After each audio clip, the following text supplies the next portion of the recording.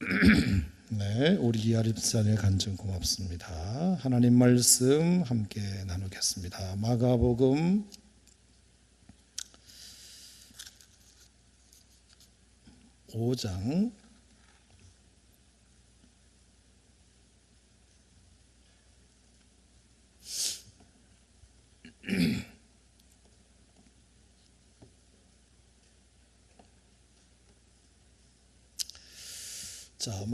5장 1절 말씀.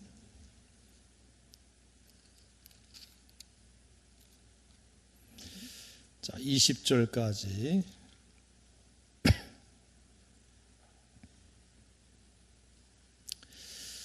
자, 찾으셨으면 제가 홀수절, 여러분들이 짝수절 교독하겠습니다. 예수께서 바다 건너편 그라사나의 지방에 이르러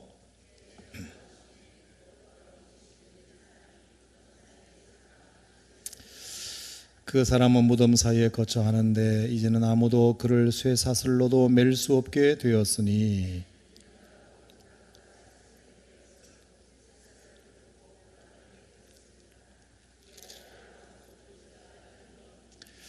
밤낮 무덤 사이에서나 산에서나 늘 소리 지르며 돌로 자기의 몸을 해치고 있었더라.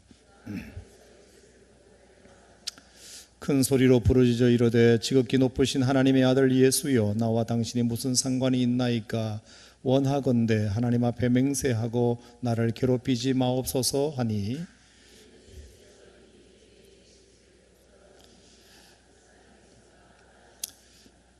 이에 물으시되 내 이름이 무엇이냐? 이르되 내 이름은 군대니 우리가 많음이니이다 하고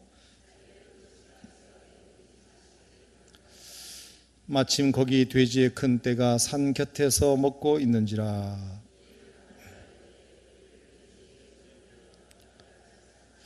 허락하신데 더러운 귀신들이 나와서 돼지에게로 들어가매 거의 2,000마리 되는 떼가 바다를 향하여 비탈로 내리달아 바다에서 몰사하거늘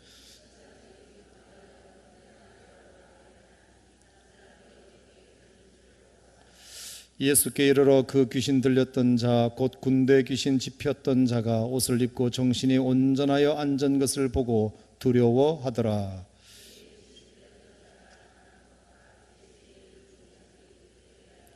그들이 예수께 그 지방에서 떠나시기를 간구하더라.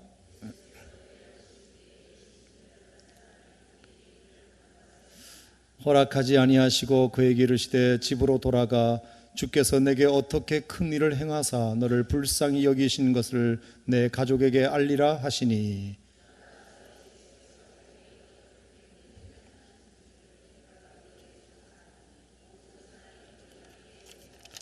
아멘, 아멘. 자, 우리 이아름 집사님이 식당을 경영하시는데요, 돼지국밥 정말 맛있습니다. 우리 우미 이노스빌 가까이에 있습니다. 잘 찾아보시고 돼지국밥 정말 맛있습니다. 여러분 가셔서 마담도 예쁘니까 사장님도 같이 가셔서 많이 드시면 좋겠습니다. 자, 오늘 마가복음 5장 1절에서 20절 말씀은 거라사 지방에 귀신 들린 사람 이야기. 몇 번 설교를 여러분들에게 했는데 오늘 좀 다른 강조점을 가지고 이 말씀을 순서를 따라서 함께 나누도록 하겠습니다. 자, 거라사 지방에 귀신 들린 사람 이야기입니다. 귀신 들렸다 하는 말은 우리가 흔히 쓰는 말이긴 한데 자신의 몸과 마음을 자신의 인격이 통제하지 못하고 귀신의 인격이 통제하고 있는 상태를 귀신 들렸다고 그렇게 말합니다. 우리 인간이 가지고 있는 지성이나 감성이나 의지, 지성과 감정과 의지, 나의 지성, 나의 의지, 나의 감정이 나를 통제하지 못하고 귀신의 인격이 나를 통제하게 된 사람입니다. 그러다 보니까 제정신일 수가 없겠지요. 자, 오늘 본문 말씀에도 보면 거라사 지방에 귀신 들린 사람이 있었다고 그랬습니다.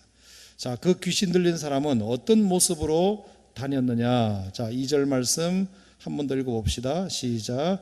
배에서 나오심에 곧 더러운 귀신 들린 사람이 무덤 사이에서 나와 예수를 만나니라. 3절, 그 사람은 무덤 사이에 거처하는데 이제는 아무도 그를 쇠사슬로도 맬 수 없게 되었다.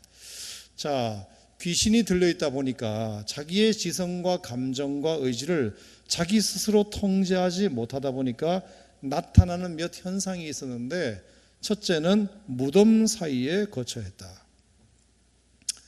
무덤은 사람들이 을신연스러워서 이런 비 오는 날이면 특히 그냥 근처에 가는 것조차 그냥 소름이 쫙 끼쳐 하는데, 어찌된 판인지 이 사람은 마치 무덤 사이가 자기 집인 것처럼 거기에서 거처를 정하고 살았다는 것입니다. 자기 집에서 분명히 쫓겨났을 가능성이 많습니다. 그러니까 도저히 자기 가족들조차도 통제가 안 되어서 그렇게 쫓겨났지만 하필이면 무덤 사이에 거처했다고 되어 있습니다. 자, 무덤은 죽은 자들이 있는 곳입니다. 그러니까 이 사람이 살아있어도 죽은 자처럼 살았다는 뜻입니다. 사는 것 같이 살지 못했다는 것입니다. 죽을 날만 기다리며 살았다는 뜻도 됩니다. 인생에 아무런 소망이 없고 낙이 없고 기쁨이 없고 가치가 없고 재미가 없는 그런 인생을 살고 있는 사람입니다.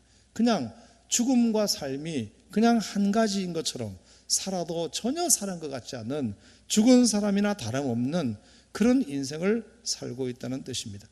귀신의 인격에 사로잡히면 우리 인생을 절대로 사는 것처럼 살지 못합니다. 죽은 자처럼 삽니다. 귀신에 사로잡히면 인생에 소망이 없습니다. 귀신에 사로잡히면 낙이 없습니다. 기쁨도 가치도 어떤 재미도 없습니다. 귀신 들리는 것이 절대로 우리에게는 있어서는 안 될 일입니다. 뿐만 아니라 오늘 본문 말씀에 보면 쇠사슬로도 그를 매지 못했다. 어떤 사람이 가지고 와서 쇠사슬로 그 사람을 꽁꽁 묶어 놓아도 그 통제를 벗어났다는 것입니다.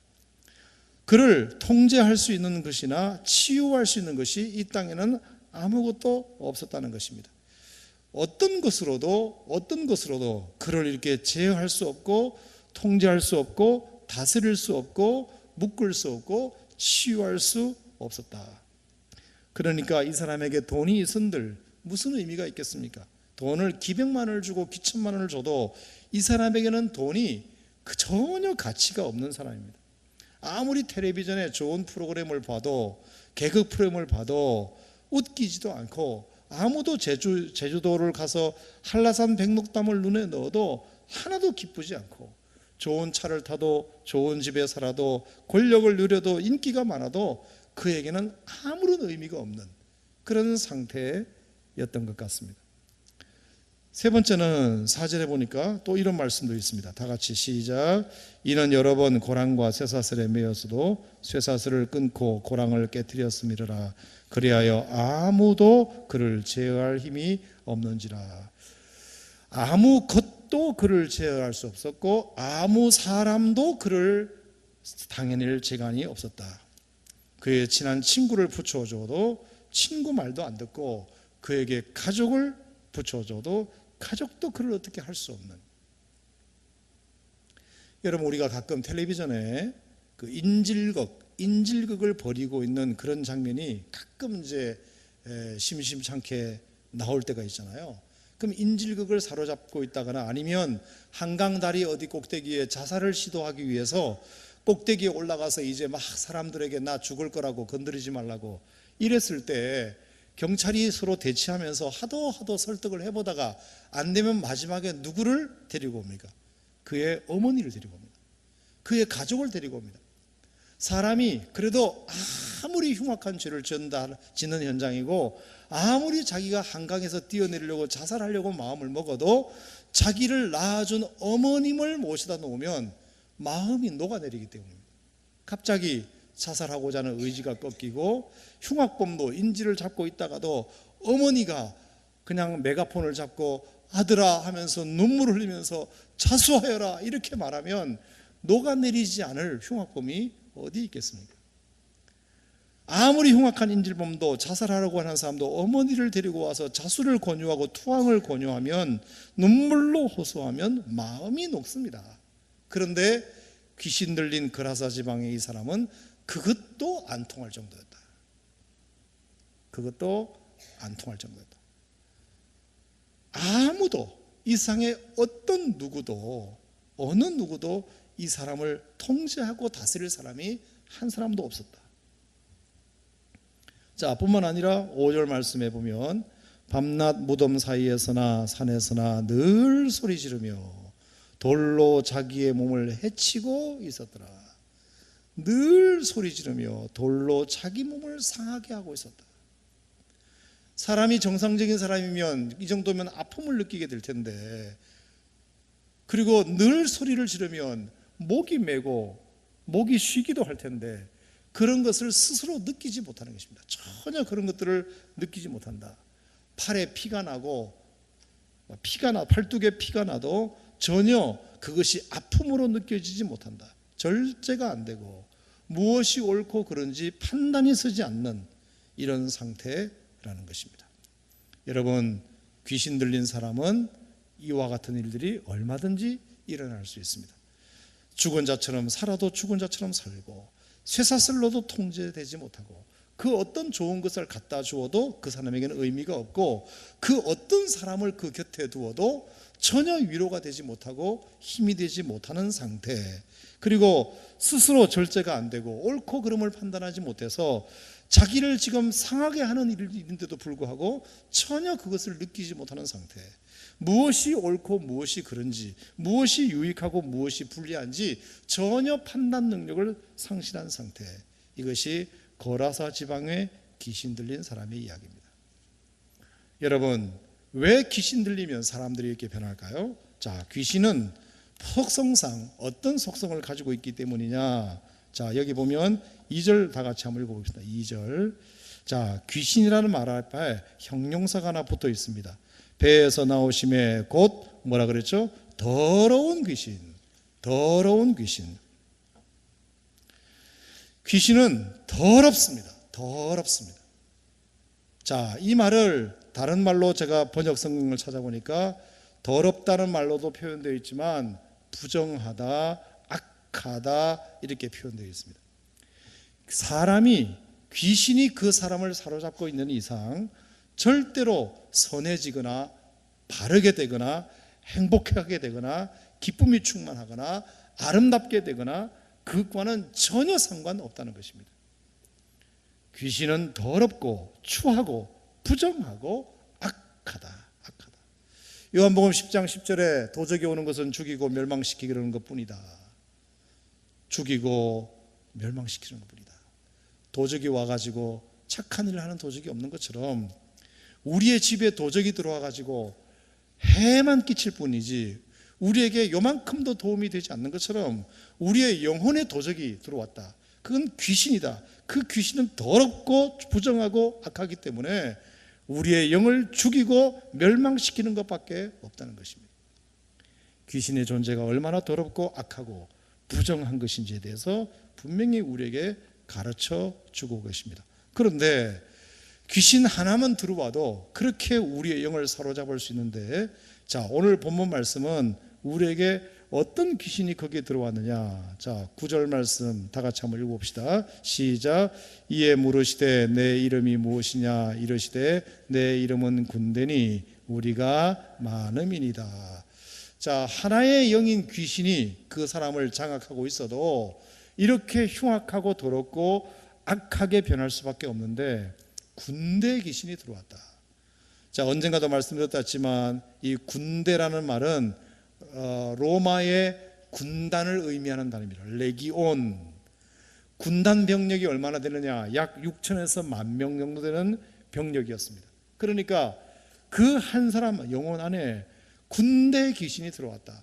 적어도 6천에서 10,000개 정도의 귀신이 그를 사로잡고 있었으니까 오늘 2절 3절에 있는 이 말씀이 다 지당한 말이죠. 무덤에 살고 쇠사슬로도 통제가 안 되고 어느 누구도 옆에서 말려도 전혀 해당하지 않고 큰 소리를 지르고 다니고 자기 몸을 벅벅 끓고 해야 하는 아픔이 있어도 전혀 아픔을 느끼지 못하고 6천 레기온, 6천의 귀신이 그를 사로잡고 있는 참으로 불쌍하기 이를 데 없는 사람이라는 것입니다.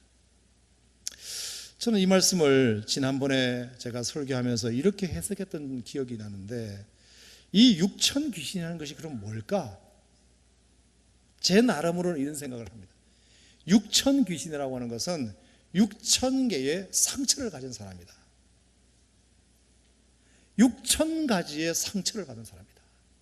이 사람이 나이가 몇 살인지는 모르지만 30살인지 40살인지 모르지만 인생을 살면서 얼마나 참 불행한 인생을 살았는지 수많은 사람들로부터 약 6천에서 만 가지의 상처를 받았다. 저는 그렇게 생각하는 것이 뭐 틀리지 않는 것이라고 생각합니다. 왜냐? 악한 영이라고 하는 것은 귀신이 우리 인생 속에 이렇게 내 영을 갉아먹기 시작하는 계기를 가만히 제가 목회하면서 보면 거의 다 상처를 타고 들어옵니다. 상처를 타고. 왜? 우리도 몸에 이렇게 상처가 나면 그 상처를 통해서 병균이 침입할 수 있듯이 우리의 마음에 스크래치가 나고 상처가 나면 그 상처를 통해서 내 인격이 약해지는 틈을 타서 귀신이 침투해 들어오는 것입니다. 따라합시다. 귀신은 상처를 타고 들어온다. 그래서 여러분, 상처 관리를 잘해야 됩니다. 상처 관리를 잘해야 됩니다. 내가 다른 사람으로부터 내가 듣지 말할 얘기를 듣는다거나 이렇게 해서 상처가 생기지 않습니다. 이건 내가 상처네, 상처가 되는 것 같네. 그 상처를 우리가 받을 수 있지만 그 상처를 잘 봉합하지 못하고 관리하지 못하면 그 상처를 통해서 내 약해진 자아를 통해서 귀신이 침투해 들어올 가능성이 매우 농후합니다. 매우 농후합니다. 근데 여러분, 우리가 이 땅을 살면서 상처되는 말을 안 듣고 살 수가 없잖아요. 자아가 튼튼한 사람도 지나가는 사람이 한마디 딱 하면 딱 그것이 자기 마음에 걸려가지고 상처가 되는 경우가 있는데, 자아가 늘 강한 사람도 그런데 자아가 약한 사람들은 오고 가는 모든 상처들이, 말들이 다 자기에게 상처가 되면 그 상처를 봉합하거나 잘 관리하지 못하고 다루지 못하면 그 상처를 통해서 귀신이 침투해 들어올 가능성이 아주 많습니다.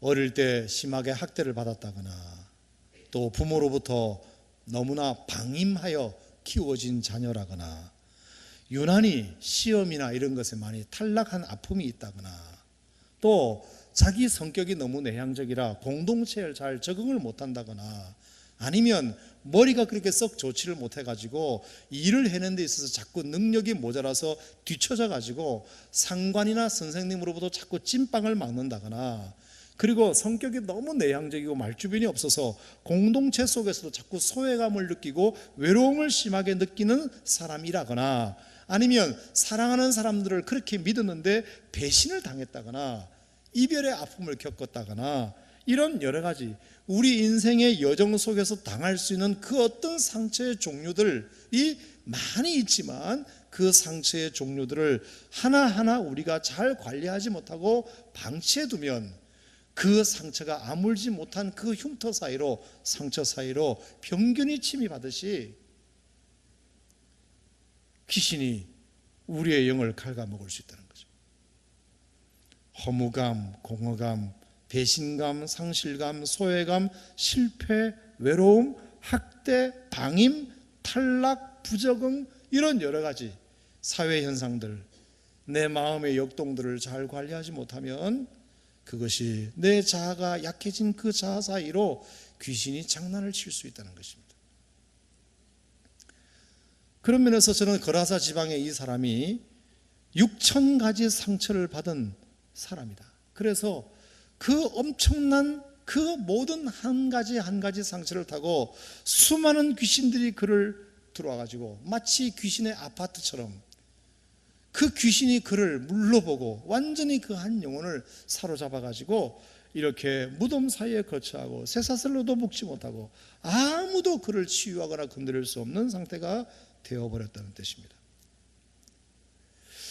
근데 여러분, 참 놀라운 것은, 그러면 어쩌다가 이 사람은 이렇게 한두 귀신도 아닌 6천 귀신 이상이나 들리도록 누가 이렇게 방치했을까? 성경이 자세한 설명을 하지 않고 있기 때문에 지금부터 제가 하는 얘기는 약간의 상상이 들어있을 수 있습니다만, 여러분 한번 생각해 보시기 바랍니다. 자, 제가 어디서 아이디어를 얻었냐 하면 거라사 지방이라는 데서 아이디어를 얻었습니다. 여러분, 이 거라사라는 이게 로마 시대는 제라시라고 불렸는데요, 갈릴리 바다 동남쪽으로 약 50km 정도 떨어진 곳에 있었던 거대한 도시입니다. 거라사가 거대한 도시입니다. 이 도시가 처음 세워졌을 때가 BC 332년에 알렉산더가 세계를 정복할 때 이곳에 거라사라는 지방을 알렉산더가 세웠습니다. 그리고 알렉산더가 죽고 나서 로마가 점령을 했을 때 로마의 속주 도시 중에 10대 도시에 속할 정도로 굉장히 큰 도시로 발전을 했던 곳입니다. 로마의 속주 도시였습니다. 자료를 찾아보니까 이 거라사 지방은 청동기 시대 문명을 꽃피웠고 왕의 대로가 지나가고 철광석이 아주 많이 매장된 매우 부유한 도시였습니다. 그래서 로마가 나중에 망하고 하스모니안 왕조가 들어섰을 때에도 여전히 큰 도시였고, 나중에 AD 4세기에서 7세기 비잔틴 시대에도 여전히 그 거라사 지방은 큰 도시로 존재했다고 합니다. 그러다가 628년에 페르시아가 침공하고 635년에 아랍이 침공함으로 인하여 마침내 이 거라사 지방이 역사의 무대에서 사라지게 되는데, 그 이후로도 약 100년간 774년까지도 기록에 의하면 도시 기능을 했다라고 되어 있습니다. 그러니까 BC 332년에 알렉산더에 의해서 만들어진 그 도시가 적어도 AD 774년까지 도시 기능을 했다는 얘기는 약 1100년간 거라사 지방은 거대하고 부유한 도시였습니다. 그러니까 예수님 당시에도 거라사 지방은 굉장히 잘 사는 부유한 도시 문명을 가지고 있는 곳이었습니다. 도시 문명, 도시라는 느낌을 여러분에게 어떤 느낌을 줍니까? 잘 살고 돈 많고 배운 사람 많고 화려한 문명이 꼽히고 있는 곳을 의미합니다. 그러니까 사람들이 바쁘게 살고 뭔가 분주하게 살고 능력 위주, 학력 위주, 스펙 위주의 사회, 돈 많은 사람들이 대접받고 높은 사람이 대접받고 경쟁에서 도태된 사람은 계속해서 처지고 각종 시험에서 합격한 사람만 자꾸 사회에서 고위관리로 진출하고 그렇지 못한 사람들은 계속해서 빈익빈 현상이 나타나는, 현대의 우리가 21세기에 살고 있는 도시 문명이나 그 당시 거라사 도시 문명이나 그렇게 다른 점은 없었으리라고 생각합니다. 그러면 여러분, 차라리 못 먹고 못 사는 것이 평균화되어 있는 시골 같으면 한 동네에서 한 마을에서 어느 놈이 어느 집 아들인지, 그리고 그 집 아들은 어떤 성품을 가지고 있는지 마을 사람들이 다 알고 있기 때문에 한 아이를 마을 공동체가 키우지 않습니까? 그러니까 똑똑하고 잘난 아이는 없다 하더라도 그렇게 처지고 소외된 아이들을 용납하지 못하는 공동체입니다. 시골 공동체, 마을 공동체는 그런 공동체입니다. 그런데 도시는 그렇지 않습니다. 잘난 사람은 득세하고 배운 사람은 득세하고 그렇지 못한 사람은 계속 처져서 자꾸 은둔해져 갈 수밖에 없는 문명입니다. 사람을 이렇게 수평으로가 아니라 수직으로 세우는 그런 곳이 도시가 아닙니까? 겉모습만 번지를 하고 소금병 들어가는지도 모르고 그렇게 수많은 사람들이 그냥 다 잘난 것처럼, 돈이 있으면 다 되는 것처럼 그렇게 살고 있는 곳이 도시입니다. 그 도시에 이렇게 6,000가지 상처를 받아서 6,000 귀신이 들려있는 귀신 들린 사람이 그 속에 있었다. 그리고 그 귀신 들린 사람을 예수님이 주목하여 관심 가지시고 일부러 찾아가셔서 그 영혼을 고쳐주시고 자유케 하셨다. 사람들은 바쁘게 움직이고 있는 도시 문명 속에서 한 사람이 처지면 그냥 저 사람이 못나서 처졌겠거니, 저 사람이 능력이 없어서 처졌겠거니 라고 생각하고 긍휼히 바라보거나 불쌍히 바라보는 시선이 전혀 없는, 왜? 나도 바쁘니까.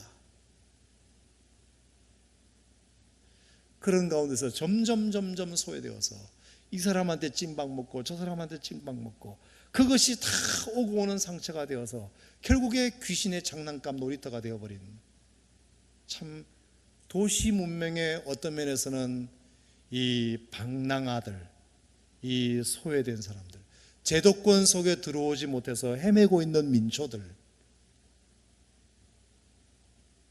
제가 좀 너무 확대 해석했나요? 생각해 보시면 우리가 우리 주변에도 그런 사람들이 참 많다는 생각을 갖습니다.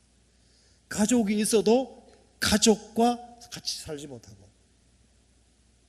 어느 누구도 그 사람을 통제할 수 없는, 그래서 막가파, 묻지마 살인, 그냥 아무렇게나 자기와 원한 관계가 전혀 없는 여자인데도 화장실에서 기다렸다가 그냥 살해하는 이런 현실들, 이게 도시의 그늘 아닙니까? 사실은 밤마다 네온사인이 불을 밝히고 있고 불꽃 축제가 일어나고, 하지만 그 어두운 그늘들이 분명히 도시에 있거든요.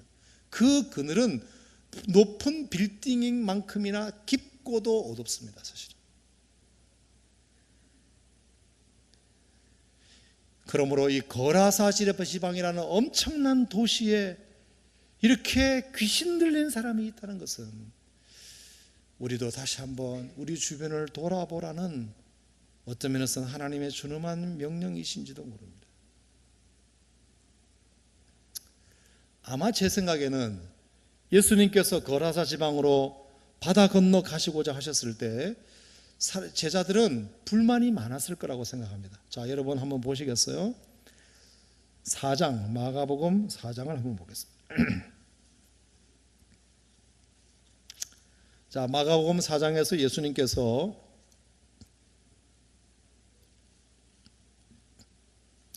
어느 바닷가에서 말씀을 비유를 통해서 가르치시고, 자 35절에 그날 저물 때에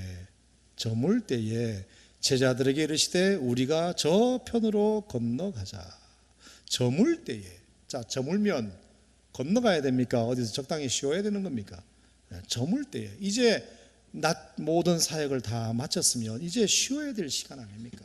그런데 저물 때에 예수님께서 굳이 저편으로 건너가자고 하십니다.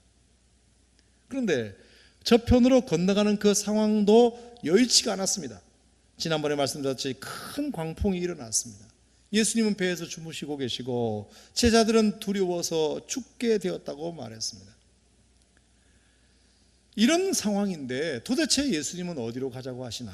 근데 나중에 보니까 5장 1절에 바다 건너편 거라사인의 지방에 이르러 가셨다. 자, 여러분 거라사 지방의 사역이 다 끝난 다음에 보세요. 자, 5장 21절 거라사 지방의 사역이 다 끝난 다음에 어디로 가셨느냐 하면 예수께서 배를 타시고 다시 맞은편으로 건너가사. 이건 뭡니까? 그날 저녁에 가셨다가 거라사 지방에 귀신 들린 사람을 고치고 또 다시 돌아오셨다는 뜻입니다. 그러니까 그 지방에 무슨 특별한 볼일이 있어서가 아니라 유독 딱 한 사람, 거라사 지방에 귀신 들린 그 사람 한 사람 만나기 위해서 수많은 사람들을 끌고 간 것입니다. 자, 보세요. 다시 4장 36절에 보면 그들이 무리를 떠나 예수를 배에 계신 그대로 모시고 가매 다른 배들도 함께 하더니, 예수님과 예수님의 제자들만 따라간 것이 아니라 그 주변에 있었던 다른 일약 무리들도 예수님을 쫓아서 여러 배들이 함께 거라사 지방으로 갔다는 뜻입니다.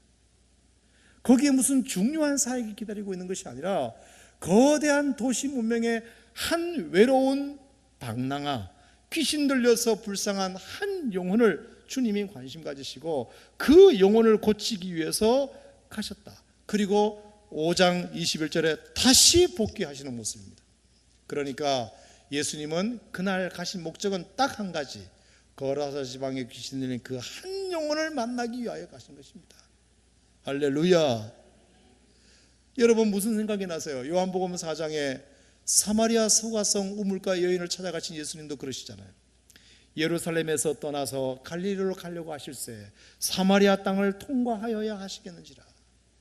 어느 유대인 남자도 그 당시에는 사마리아를 통과하여 유대에서 갈릴리로 가는 사람은 없고 모두가 다 요단강 동편 땅을 건너서 디귿자 형태로 가는 것이 그 당시 통이었는데 예수님은 굳이 사마리아 땅을 통과하여야 하겠는지라. 나중에 알고 보니까 수가성의 우물가에 한 여인을 전도하시기 위함이었다. 제자들은 이해할 수 없었을 것입니다. 왜 예수님은 남들이 가지 말라는 곳에 가십니까? 왜 예수님은 하루 종일 피곤하고 사역해서 이제 날도 저물었는데 왜 굳이 이 풍랑이는 바다를 헤쳐가며 거라사 지방에 가야 합니까? 그러니 우리가 예수님의 이런 마음을 어찌 알겠습니까? 어찌 이런 예수님의 마음을 알겠습니까? 한 영혼을 소중하게 여기시는 예수님의 이 마음을 우리가 어떻게 이해할 수 있겠습니까?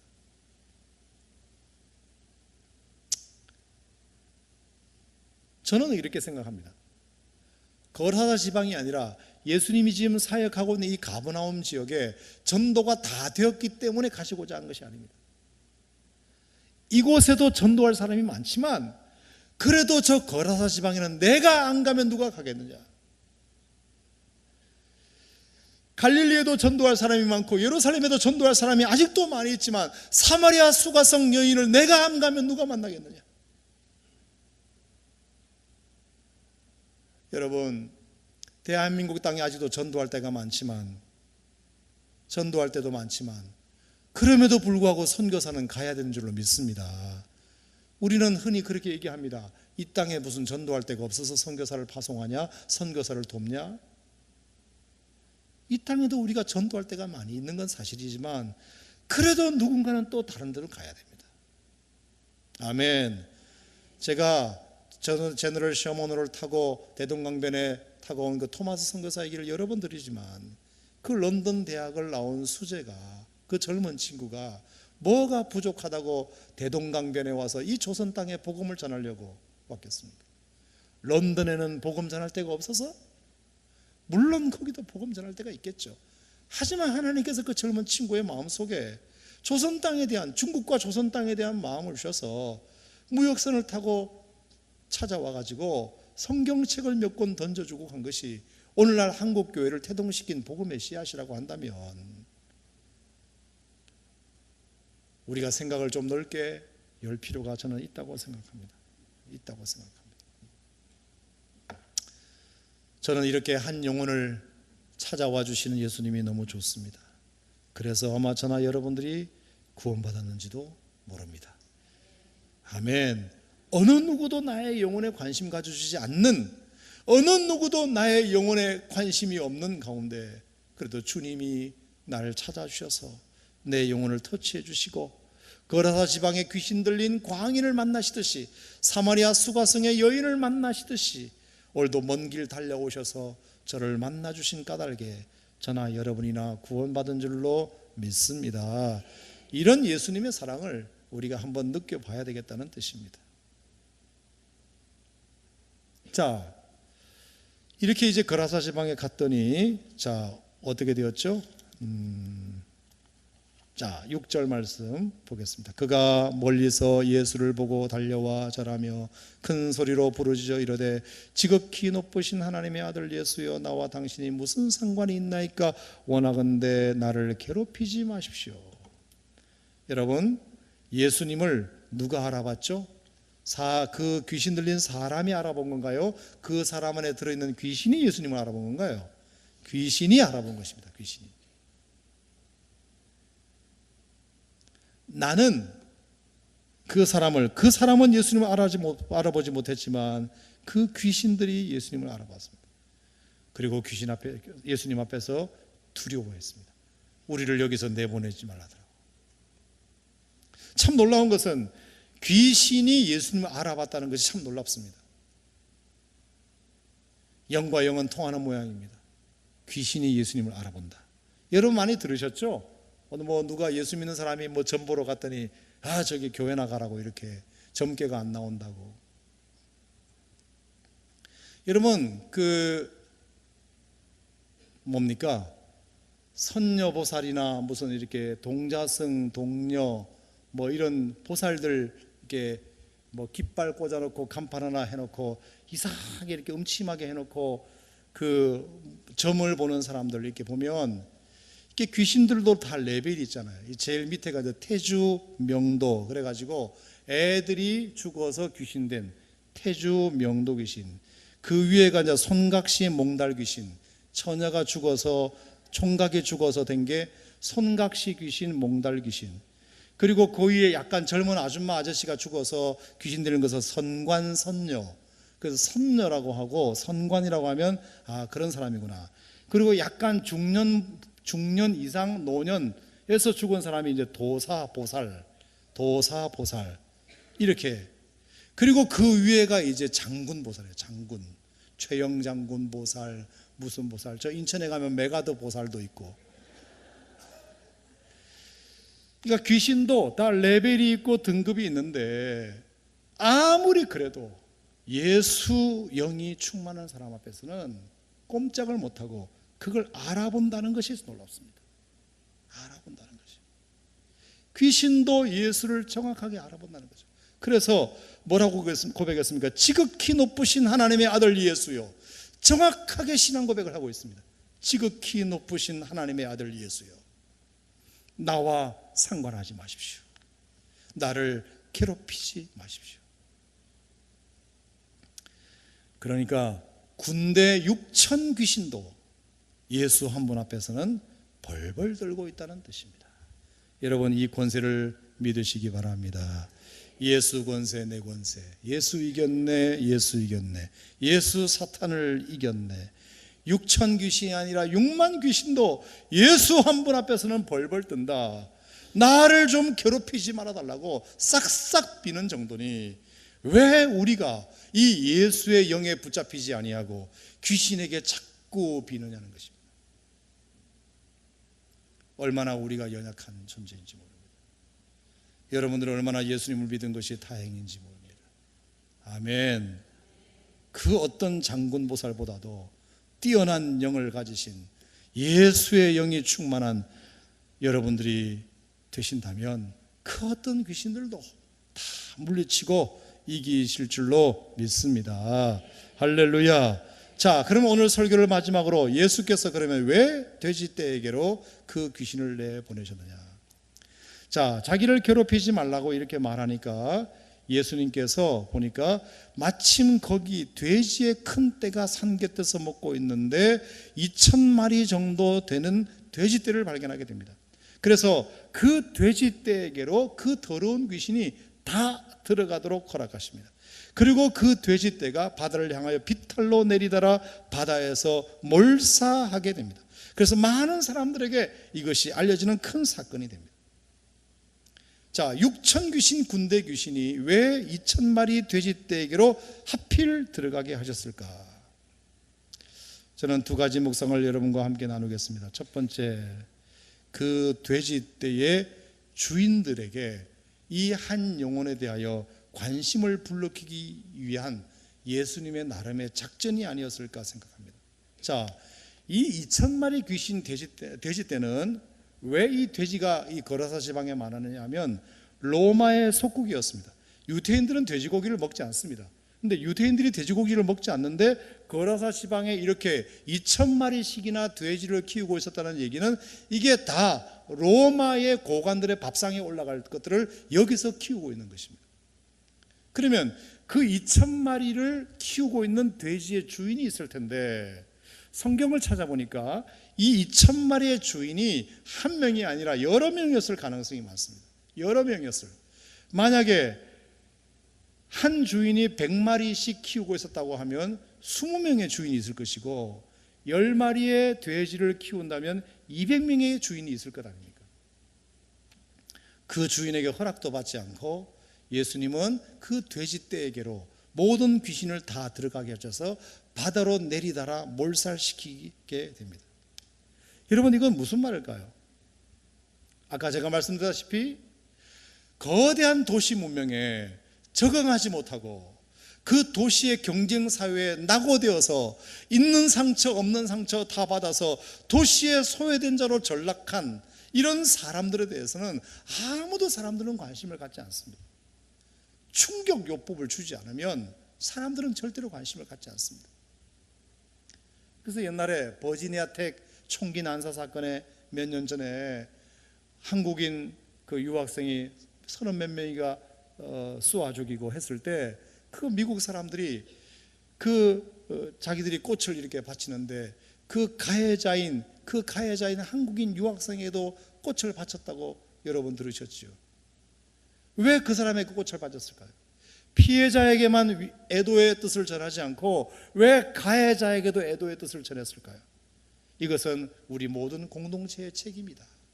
당신이 비록 수많은 사람들을 총쏘아 죽였지만 그렇게 되기까지 당신도 상처를 무엇이 받았기 때문일 텐데 우리가 당신을 그동안 소외시키고 관심 갖지 못한 것에 대해서 우리가 회개한다는 뜻으로 그 사람에게도 꽃을 바치지 않았습니까?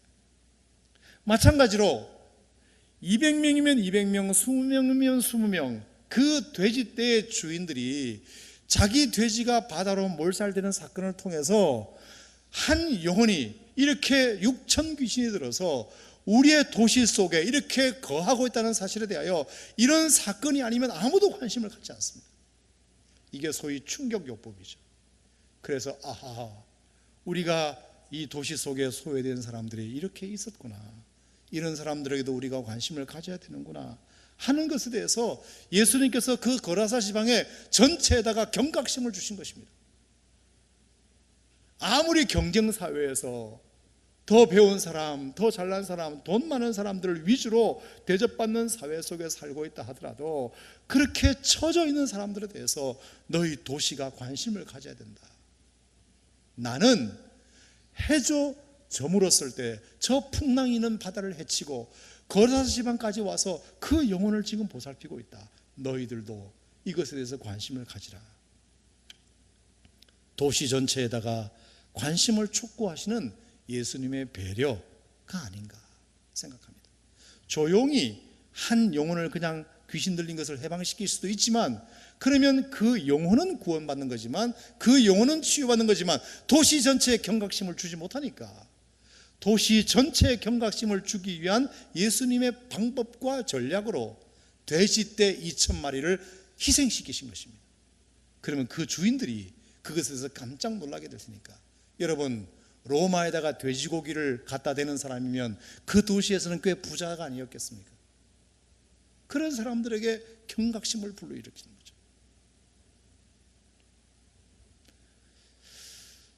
거죠. 예수님이 참 괜찮으신 분이에요. 네. 한 영혼을 해방시키는 것도 중요하지만 이렇게 모두의 관심을 불러일으키기 위하여 돼지떼 2,000명을 사용하신다는 것이 얼마나 참 멋지신 분이신지 알 수 없습니다. 더 중요한 이유는 여기에 있습니다. 왜 예수님께서 돼지떼에게로 귀신을 내보내셨을까? 그것은 돼지 2,000마리보다 너 하나가 더 중요하다는 것을 그 사람에게 심어주기 위함입니다. 여러분, 사람이 여러 군데서 찐빵을 먹고 학대받고 상처받고 소외당하고 멸시당하고 이러다 보면 자기의 자존감이 완전히 바닥으로 떨어집니다. 그래, 나는 이제 개만도 못한 존재야. 우리 아버지가 개는 사랑하는데 나는 관심도 없어. 이렇게 자기를 자꾸 비교하면서 이제는 자기와 견줄 만한 그 어떤 것도 찾지 못한 채 자존감이 바닥을 치게 됩니다. 어느 누구도 날 사랑하지 않아. 어느 누구도 나에게 관심이 없어. 나는 개만도 못한 존재야. 나는 벌레만도 못한 존재야. 예수님께서 보신 것입니다. 지금 그 영혼 속에 상처받아 귀신 들린 것은 나타나는 현상이지만 무덤 사이를 자기 집 삼아 다니고 쇠사슬로도 묶을 수 없고 소리를 고래고래 지르고 어느 누구도 통제할 수 없는 것은 겉으로 나타나는 현상일 뿐이지, 왜 그 사람이 그렇게 될 수밖에 없었는가는 귀신 들려 그런데 왜 귀신 들릴 수밖에 없는가? 사람들에게 상처받아 그런데 왜 상처받아서 그 사람에게 지금 어떤 현상이 지금 들어있느냐 하면 자존감이 바닥을 치고 있는 거구나. 자신이 얼마나 소중한 존재인지를 전혀 모르고 있는 존재로구나. 그러면 예수님이 이 친구의 자존감을 어떻게 회복시켜 줄까 생각하신 끝에 돼지 2,000마리를 사용했을 가능성이 많습니다. 자, 여러분, 돼지는 유대인들이 먹지 않는 음식입니다. 로마의 밥상에 올라가는 것입니다. 돈벌이 수단입니다. 그래서 돼지는 거라스 지방에서 굉장히 귀한 동물로 취급되었습니다. 이것은 우리의 밥벌이입니다. 밥벌이. 돼지 한 마리가 그들에게 주는 경제적 가치가 얼마나 큰지 모릅니다. 그런데 그 돼지 한 마리도 아닌 200마리도 아닌 2,000마리를 한 방에 그냥 바다에다 몰살시켰습니다. 누구를 위해서? 귀신 들린 그 한 영혼을 살리기 위해서. 아멘. 이것은 그 영혼에게 뭘 심어주기 위하심이냐? 얘야, 당신, 형제여, 당신은 돼지 2,000마리보다 더 소중한 존재예요. 인터넷에 제가 검색을 해보니까 돼지 한 마리 100kg 나가는 돼지가 소비자 가격으로 한 50만 원 정도 된다고 되어 있었습니다. 2,000마리 같으면 약 10억 정도가 됩니다. 10억 정도. 그거보다 더 귀하다. 이 도시의 모든 사람에게서 버림받은 너지만 뒤처지고 소외당하고 외롭고 학대받고 조롱받고 적응 못하고 가족들조차 버려버린 너이지만 나는 돼지 2,000마리를 몰살시킬 만큼 너는 소중한 존재다 하는 것을 예수님이 그에게 심어주시는 거죠. 나는 너를 위해서, 너의 치유를 위해서라면 돼지 2,000마리가 아니라 2만 마리도 너를 위해서 몰살시킬 수 있어. 그것을 보여주는 거죠. 할렐루야. 결국 이것이 한 사람의 마음의 치유를 가지고 온 동력이 되었다고 생각합니다. 자기 존중감을 회복시켜 주신 것입니다.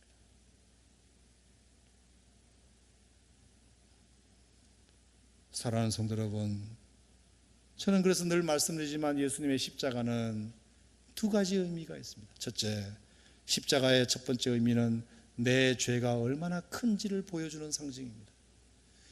하나님의 아들 예수님이 십자가에 죽지 않으면 내 죄가 해결될 수 없을 정도로 그 어떤 방법으로도 내 죄는 하나님이 아들 예수가 십자가에 죽지 않으면 해결될 수 없을 정도로 죄가 크기 때문이다. 내 죄가 얼마나 큰지에 대해서 십자가는 우리에게 보여줍니다. 하지만 동시에 내가 얼마나 소중한 존재인지도 십자가는 보여줍니다. 네가 얼마나 소중한지, 하나님의 아들 예수가 너 한 영혼을 구원하기 위하여 예수님의 몸값을 지불하실 정도로 너는 소중하다. 그것 아닙니까 여러분? 소중한 물건일수록 비싼 값을 지불하듯이 이 땅에서 가장 비싸신 예수님의 몸값을 지불하셨다는 얘기는 우리가 그만큼 소중하다는 뜻이겠지요. 그래서 우리는 십자가 앞에 눈물이 나고 그 아버지의 사랑을 생각하면 감사하고 그런 거 아닙니까? 그래서 오늘의 결론은 이것입니다. 결국 우리의 마음의 치유, 우리가 상처 관리 잘못하면 귀신의 장난감, 귀신의 놀이터가 될 가능성이 많다. 상처 관리 잘 해야 된다. 하지만 우리가 꼭 기억해야 될 것은 예수님은 자신의 몸을 우리를 위하여 십자가에 피 흘려 죽으실 정도로 우리를 그렇게 소중하게 여기신다. 내가 너를 위해서라면 돼지 2,000마리 주인들에게 내가 욕먹을 자신도 있다. 욕먹을 각오가 되어 있다. 사람들이 나에게 달려들어가지고 당신이 뭔데 내 돼지를 다 나의 허락도 없이 바다에다가 몰살시키느냐, 멱살이 잡힐 수도 있다. 그렇지 않겠습니까? 하지만 내가 너를 구원할 목적이라면 내가 저 돼지 주인들 적게는 20명 많게는 200명의 주인들에게 내가 멱살 잡히고 손가락질 당할 각오가 되어 있다. 내가 너를 위해서라면, 내가 너를 위해서라면, 내가 너의 영혼을 위해서라면 그럴 각오가 되어 있다. 여러분 아멘은 안 하지만 여러분 이건 놀라운 은혜입니다. 할렐루야, 할렐루야. 하나님의 은혜입니다. 예수님의 은혜입니다. 여러분과 제가 이런 하나님의 사랑으로 구원받은 줄로 믿습니다. 그래요. 돼지 2,000마리가 문제겠습니까? 우리의 한 영혼을 위해서 예수님이 몸값을 주시고까지 우리를 구원하신 것을 생각해 본다면 돼지 2,000마리가 아니라 2만 마리가 문제겠습니까? 한 영혼을 귀히도 여기시는 예수님, 하루 종일 사역하시고 저물 때에 제자들을 데리고 그 풍랑이는 바다를 헤쳐 거라사 지방에서 그 한 영혼 만나시려고, 또 거기서 무슨 특별한 사역의 계획이 있었던 것이 아니라 그 한 영혼 만나고 다시 돌아왔잖아요. 오로지 거라사 지방에 간 이유는 딱 그것밖에 없습니다. 거기 가서 자존심이 완전히 바닥을 치고 있는 그 한 영혼, 도시 문명의 그늘 속에 살고 있는 그 영혼을 주님이 만지시고, 저 부자들이 각성하여 저 부자들을 각성시키시고, 당신들 돈 버는데 혈안이 되지 말고 이렇게 도시의 그늘 속에 살고 있는 한 영혼에 관심을 가지라고 그 사람들의 재산을 확 뺏어가지고 몰살시키시고, 너는 돼지 2,000마리가 아니라 2만 마리라도 주고도 바꿀 만큼 소중한 존재라는 사실을 그 한 영혼에 각인시키신 예수님이 얼마나 고마우신 예수님이냐, 이 얘기를 이 연사 여러분들에게 드리는 바입니다. 꼭 마음속으로 기억하시고 주님의 이 크신 사랑을 여러분들이 오늘 이 밤에 다시 한 번 더 감격하며 누리는 이 밤이 되기를 주의 이름으로 축원합니다. 할렐루야.